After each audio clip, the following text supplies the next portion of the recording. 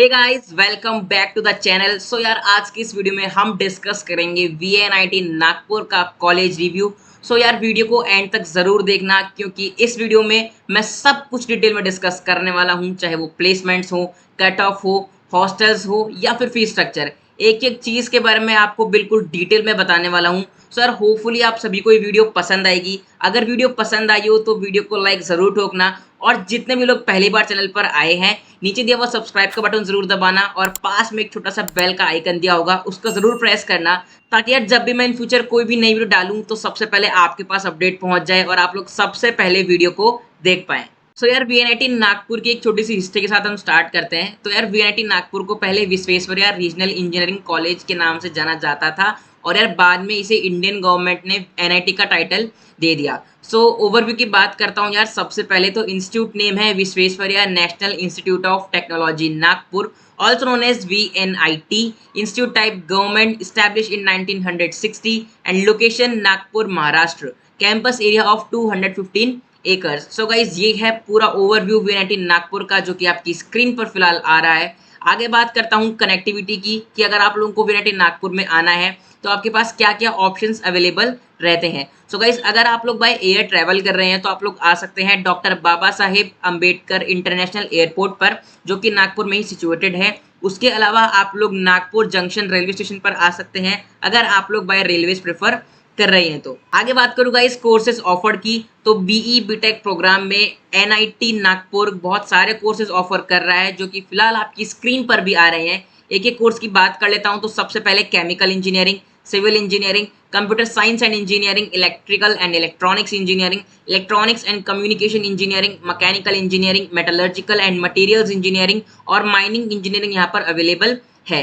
इसके अलावा बात करूं आर्किटेक्चर कोर्सेज की, तो बी आर्क में आपके पास आर्किटेक्चर अवेलेबल रहता है। सो गाइज, मैं बात कर लेता हूं इलेक्ट्रिकल एंड इलेक्ट्रॉनिक्स ब्रांच की, और सिर्फ इलेक्ट्रिकल ब्रांच की, और इलेक्ट्रॉनिक्स एंड कम्युनिकेशन ब्रांच की। सो गाइज, तीनों ब्रांचेस अलग अलग रहती हैं, सभी में कुछ ना कुछ जो सब्जेक्ट्स है उनका डिफरेंस आ जाता है। इनमें सबसे अलग ब्रांच ईसी रहती है। इसके अलावा इलेक्ट्रिकल एंड इलेक्ट्रॉनिक्स और इलेक्ट्रिकल थोड़ी बहुत मिलती जुलती ब्रांच है, बट इनमें सब्जेक्ट्स काफी हद तक अलग रहते हैं। सो गाइज, एनआईआरएफ रैंकिंग की बात करूं तो 2020 में कॉलेज की रैंक 27 एंड 2021 में हो चुकी है गाइज 30।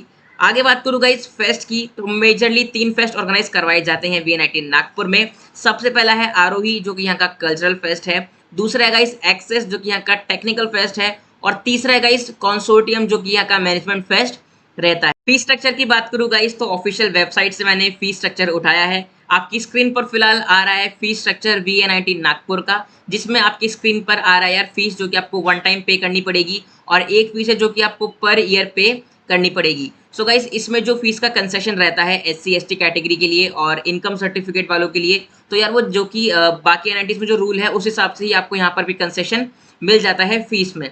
आगे बात करूँ गाइस हॉस्टल एंड मेस की, जो कि सबसे इंपॉर्टेंट पार्ट रहता है किसी भी कॉलेज में, क्योंकि यार फाइनली आप लोग अपने 4 साल हॉस्टल में ही बिताने वाले हैं और मेस का ही खाना खाने वाले हैं। तो आप लोग के लिए जानना बहुत ज़्यादा ज़रूरी है कि कैसा हॉस्टल और कैसा मेस रहने वाला है आपकी आने वाली कॉलेज का। फिर हॉस्टल की बात करूँ तो institute has total 11 hostel buildings for boys and girls with a total capacity of 3500 students. मतलब कि 11 हॉस्टल की बिल्डिंग्स आपके कैंपस में रहती हैं, जिसमें टोटल कैपेसिटी 3500 की रहती है। आगे बात करूँ गाइस, तो institute has excellent residential facilities to cater the need of more than 1000 of students. There are 7 boys hostels and 4 girls hostels. मतलब कि जो टोटल 11 हॉस्टल्स हैं, उसमें से 7 हॉस्टल्स बॉयज के लिए हैं और 4 हॉस्टल्स गर्ल्स के लिए रहते हैं। इसके आगे बात करूँ तो यार each hostel is having a telephone, TV, sports items, water coolers, water heaters and well equipped mess facilities. मतलब कि आपको हर हॉस्टल में ये सारी फैसिलिटीज अलग अलग मिल जाती हैं। अलग अलग जितने भी 11 हॉस्टल्स हैं, आपको सभी हॉस्टल में फैसिलिटीज अलग अलग मिलने वाली हैं। तो आपका जो रश है वो थोड़ा बहुत कम आपको यहाँ पर देखने को मिलता है। आगे बात करूँ गाइस, तो it is mandatory for hostel inmates to join the mess in his or her hostel manage by the committee of students representatives. मतलब कि आपने जो हॉस्टल ज्वाइन किया है, आपको उसी मेस में खाना खाना पड़ता है।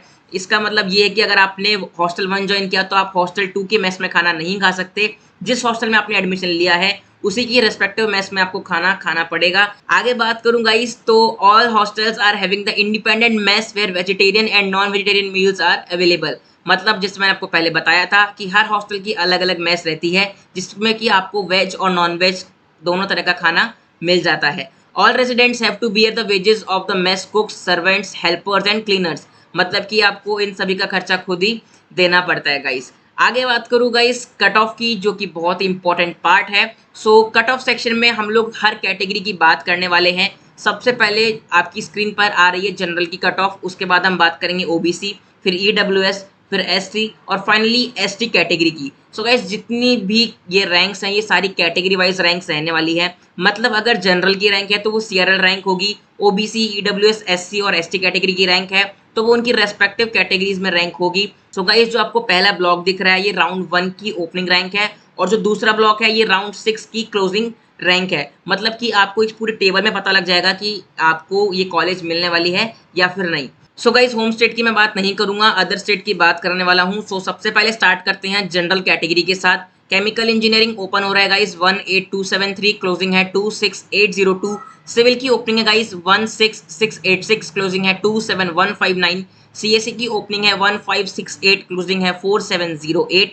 इलेक्ट्रिकल एंड इलेक्ट्रॉनिक्स इंजीनियरिंग की ओपनिंग है गाइस 7047, क्लोजिंग है 13164। इलेक्ट्रॉनिक्स एंड कम्युनिकेशन इंजीनियरिंग की बात करूं तो 5093 पर ओपन होकर 8647 पर क्लोजिंग रैंक जाती है। वहीं मैकेनिकल की बात करूं तो 12478 पर ओपन हो रहा है और 17283 पर क्लोजिंग जा रही है मैकेनिकल इंजीनियरिंग की। आगे बात करूंगा इस मेटलर्जिकल एंड मटेरियल्स इंजीनियरिंग की तो 14537 पर ओपनिंग एंड 35028 पर क्लोजिंग रैंक रहती है। इसके अलावा माइनिंग इंजीनियरिंग की रैंक है गाइस 2447 ओपनिंग एंड 41353 पर क्लोजिंग। मतलब कि अगर आपकी सीआरएल रैंक 41000 तक आई है तो आपको जोसा काउंसलिंग में ये कॉलेज मिल सकती है। सो ओबीसी कैटेगरी अगर मैं बात करूं तो केमिकल इंजीनियरिंग ओपन हो रहा है गाइस 6899, क्लोजिंग जा रही है गाइस 9458 पर। सिविल इंजीनियरिंग ओपन हो रही है गाइस 5062, क्लोजिंग है 7993। सीएससी की ओपनिंग है गाइस 961, क्लोजिंग है 1500। इलेक्ट्रिकल एंड इलेक्ट्रॉनिक्स ओपन हो रहा है गाइस 2376 पर एंड क्लोजिंग जा रही है 4172। वहीं इलेक्ट्रॉनिक्स एंड कम्युनिकेशन 2333 पर ओपन होकर 2756 पर क्लोज हो रहा है। मैकेनिकल की बात करूं तो 4242 पर ओपनिंग एंड 5330 पर क्लोजिंग रैंक जा रही है। वहीं मेटलर्जी की बात करूं तो 7827 पर ओपन एंड 11966 पर क्लोजिंग रैंक जाती है। इसके अलावा माइनिंग की बात करूं तो 8919 पर ओपनिंग एंड 13243 पर क्लोजिंग रैंक जा रही है। बात करूं गाइस ईडब्ल्यूएस कैटेगरी की तो केमिकल इंजीनियरिंग ओपन हो रहा है 3374 पर, क्लोजिंग है 4685। सिविल की ओपनिंग है गाइस 3560, क्लोजिंग है 4984। सीएससी की ओपनिंग है गाइस 560, क्लोजिंग है 803। इलेक्ट्रिकल एंड इलेक्ट्रॉनिक्स की ओपनिंग है 1772, क्लोजिंग है 2309। इलेक्ट्रॉनिक्स एंड कम्युनिकेशन की बात करूं तो 1086 पर ओपन होकर 1442 पर क्लोजिंग रैंक जाती है। वहीं मैकेनिकल की बात करूं तो 2296 पर ओपन होकर ये 3154 पर क्लोज हो रहा है। इसके अलावा मेटलर्जी की बात करूं तो 4832 पर ओपन एंड 6748 पर क्लोजिंग रैंक जाती है। माइनिंग की बात करूंगा इस तो 5116 पर ओपन होकर 7361 पर माइनिंग क्लोज हो जा रही है। सो गाइस एससी कैटेगरी की मैं बात करना चाहूंगा तो केमिकल इंजीनियरिंग गाइस ओपन हो रहा है 3912, क्लोजिंग जा रहा है 6291। वहीं सिविल इंजीनियरिंग ओपन हो रहा है गाइस 2960, क्लोजिंग जा रहा है 3826। सीएससी की बात करता हूं गाइस तो 577 पर ओपनिंग है, 811 पर क्लोजिंग रैंक जाती है। इलेक्ट्रिकल एंड इलेक्ट्रॉनिक्स इंजीनियरिंग की बात करूं तो 1795 पर ओपनिंग एंड 2607 पर क्लोजिंग रैंक जाती है। वहीं इलेक्ट्रॉनिक्स एंड कम्युनिकेशन इंजीनियरिंग की बात करूं तो 996 पर ओपन होकर 1795 पर क्लोजिंग रैंक जा रही है।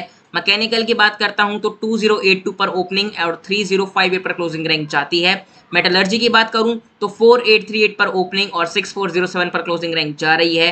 माइनिंग की बात करूं तो 5266 पर ओपनिंग और 7321 पर क्लोजिंग रैंक जाती है एससी कैटेगरी में। फाइनली गाइज अब हम बात करेंगे एसटी कैटेगरी की। सो केमिकल इंजीनियरिंग की बात करता हूं सबसे पहले तो 924 से ओपनिंग और 1800 पर क्लोजिंग रैंक जाती है। इसके अलावा सिविल में ओपनिंग है 631, क्लोजिंग है 964। कंप्यूटर साइंस की बात करूं तो 243 पर ओपन और 298 पर क्लोजिंग रैंक जाती है। इलेक्ट्रिकल एंड इलेक्ट्रॉनिक्स की बात करूं तो 672 पर ओपन, 815 पर क्लोजिंग रैंक जाती है। इलेक्ट्रॉनिक्स एंड कम्युनिकेशन की बात करूं तो 471 पर क्लोजिंग एंड 646 पर क्लोजिंग रैंक जा रही है। वहीं अगर मैं मैकेनिकल इंजीनियरिंग की बात करूं तो ओपन हो रहा है गाइस 551 पर और क्लोजिंग जाती है गाइस 1016 पर। मेटलर्जी की बात करूं गाइस तो 1789 पर ओपनिंग और 2253 पर क्लोजिंग जा रही है। माइनिंग 1608 ओपनिंग और 2134 पर क्लोजिंग रैंक जा रही है गाइस। सो गाइस ये था पूरा कट ऑफ का डिस्कशन जिसमें मैंने आपको राउंड 1 की ओपनिंग और राउंड 6 की क्लोजिंग रैंक के बारे में बताया। अगर आपको रैंक से रिलेटेड कोई भी डाउट रहता है तो आप लोग मुझे कमेंट सेक्शन में बोल सकते हैं। मैं कोशिश करूंगा जितनी जल्दी हो सके उतनी जल्दी आप लोगों को रिप्लाई कर पाऊँ। इसके अलावा अगर आपको और भी कोई डाउट रहता है तो भी आप लोग मुझे कमेंट सेक्शन में लिख सकते हैं। सो गाइस अब हम बात करने वाले हैं प्लेसमेंट्स की यार, जिसके लिए हम सब लोग ड्रीम करते हैं कि हम एक अच्छे एनआईटी या फिर आईआईटी में एडमिशन लें ताकि हम लोग एक अच्छा प्लेसमेंट उठा सकें। सो प्लेसमेंट्स की बात करता हूँ सबसे पहले तो 2021 की जितनी भी रिपोर्ट्स हैं उसके अकॉर्डिंग ये दो कंक्लूजन पे मैं आया हूँ। सो यार 497 बच्चों का अब तक प्लेसमेंट हुआ है 2021 के बैच में, जिसमें से 36 एलपीए का हाईएस्ट पैकेज लगा है। सो गाइस टोटल 16 स्टूडेंट्स ऐसे हैं जिनका सीटीसी हाईएस्ट लगा है, मतलब कि जो 36 एलपीए का जो पैकेज है वो टोटल 16 बच्चों का लगा है भाई, एक नहीं दो नहीं पूरे 16 बच्चों का हाईएस्ट पैकेज लगा है। इसके अलावा 30 बच्चे ऐसे हैं जिनका 20 एलपीए से प्लस का पैकेज लगा है। सो गाइस ये तो बहुत ही ज़्यादा अमेजिंग बात है, मतलब यार इतना अच्छे प्लेसमेंट्स जा रहे हैं कॉलेजेस में, उसमें से वीएनआईटी का भी पोजीशन बहुत ही शानदार रहा है जिसमें कि वीएनआईटी नागपुर के प्लेसमेंट्स मैंने आपके साथ डिस्कस किए हैं। इसके अलावा अगर मैं बात करूँ कंपनीज विजिटेड की कि कौन कौन सी कंपनियां इतने अच्छे प्लेसमेंट्स दे रही हैं वीएनआईटी नागपुर में, सो पूरी लिस्ट आपकी स्क्रीन पर आ रही है। मैं एक एक कंपनी का नाम आपको बता देता हूँ। सबसे पहले गाइस ऐप डायनामिक्स इंडिया, उसके बाद Bajaj Auto, Citibank, Deloitte, Fractal Analytics, Godrej Industries, Goldman सैक्स, IOCL, JP Morgan, L and T Group, Lowe's India, Oracle, Samsung Research Institute, Sling Media और वेदांता रिसोर्सेज। सो गाइज ये हैं बड़ी बड़ी कंपनियां जो कि कैंपस को विजिट कर रही हैं और आपको एक नंबर प्लेसमेंट देकर यहां से लेकर जा रही हैं। सो गाइज ये था पूरा वीएनआईटी नागपुर का कॉलेज रिव्यू जिसमें मैंने आपको हर एक चीज के बारे में बिल्कुल डिटेल में बता दिया है। अगर आप लोगों का कोई और डाउट रहता है तो आप लोग मुझे कॉमेंट सेक्शन में लिखिए, और अगर आपको वीडियो पसंद आया हो तो वीडियो को लाइक जरूर कीजिए। सो गाइज आज की वीडियो में बस इतना ही, मिलते हैं अगले वीडियो में, तब तक के लिए बाय बाय।